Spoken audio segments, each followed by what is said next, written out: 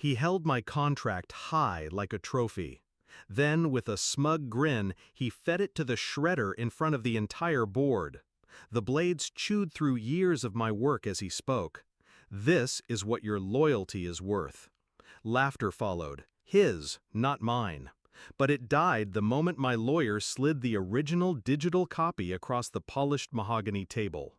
The boardroom fell silent as his finger tapped one line. Paragraph 7. Breach of contract forfeits all 34 patents back to me. Me, the original inventor. His smirk vanished. I remember the first time I met him. He was charm personified. Expensive suit, easy smile, the kind of man who could make you believe gravity bent for him. I was young, raw, burning with ideas that kept me awake at night. He called me a genius, said my inventions would change the world.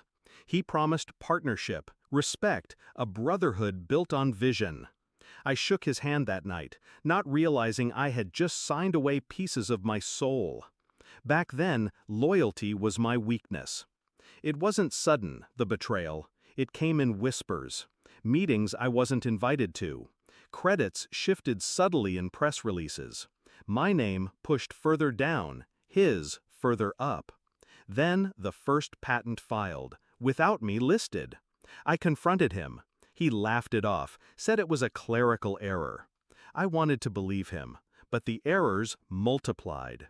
And soon, my inventions were being paraded as his. The final blow came during a product launch. Cameras flashing, investors buzzing. He took the stage, held my creation in his hand and said, "I built this." That night, I didn't sleep. I sat in the dark, the applause still echoing in my head, and felt something in me snap. Not anger, not sorrow, clarity. I didn't storm into his office. I didn't beg, didn't rage. Instead, I went back to the beginning, the contract. Every line, every clause.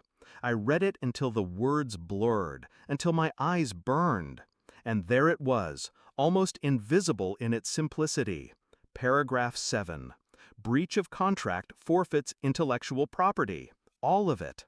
A safeguard I had insisted on years ago, back when I still believed he might betray me. My paranoia had been my salvation. So I stayed quiet, collected evidence. Every forged signature, every missing credit, every breach. I let him dig his own grave, smiling while he called me obsolete, irrelevant, replaceable. He didn't know the noose was already around his neck. The day of the board meeting, he walked in like a king returning to his throne.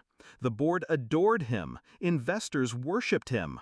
I was a relic in their eyes. He placed the contract on the table, tore it into strips, and fed it into the shredder. The machine groaned, metal teeth swallowing paper. He looked at me as it disappeared and spat words meant to humiliate.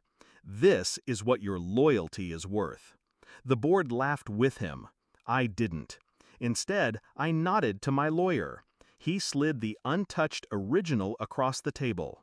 The silence was surgical. The board members leaned forward. My lawyer's voice cut through the room, sharp and cold. Paragraph 7. Breach of contract forfeits all intellectual property, patents, designs, and prototypes back to the original inventor. All eyes turned to him. His face drained of color as he read. He tried to protest, but the language was airtight.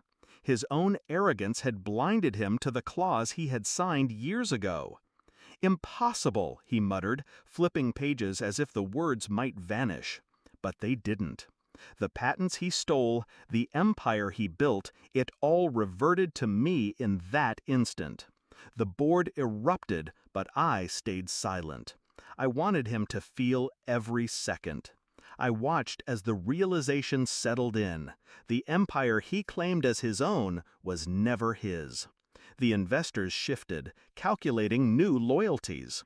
His power, his authority evaporated in real time. He tried to laugh, but it came out cracked, desperate.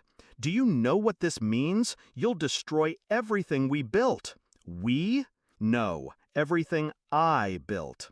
The vote was unanimous. Control transferred. The patents, the heart of the company, were legally mine again. Him? He was left with nothing but shredded paper at his feet. As the boardroom emptied, he stayed slumped in his chair, staring at the shredded strips, as if he could piece them back together and erase what had just happened. I didn't look back. Do I regret it? No. He shredded paper. I shredded his empire. He thought loyalty was weakness. He thought betrayal was power. But he forgot one truth. Contracts end, but consequences don't. And paragraph 7 was always waiting for him.